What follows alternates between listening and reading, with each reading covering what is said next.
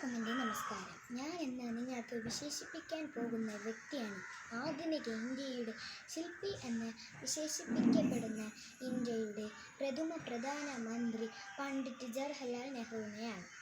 അലഹബാദിലെ കാശ്മീരി പണ്ഡിറ്റ് കുടുംബത്തിൽ മോത്തിലാൽ നെഹ്റുവിൻ്റെയും സ്വരൂപ റാണിയുടെ മകനായി 1889 നവംബർ 14 നെഹ്റു ജനിച്ചത്.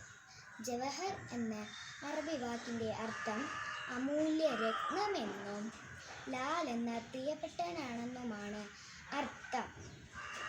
സമ്പത്തിൻ്റെ നടുവിലാണ് ജവഹർലാൽ വളർന്നത്.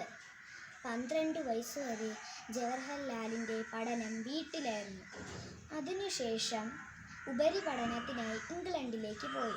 ഇംഗ്ലണ്ടിലെ Harrow school, Cambridge, Trinity college എന്നിവിടങ്ങളിലായിരുന്നു അദ്ദേഹത്തിൻ്റെ ഉപരിപഠനം. അദ്ദേഹത്തെ നമ്മൾ ചാച്ചാജി എന്നും അറിയപ്പെടുന്നു.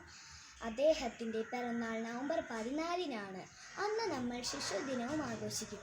എല്ലാവർക്കും എൻ്റെ നന്ദി, നമസ്കാരം.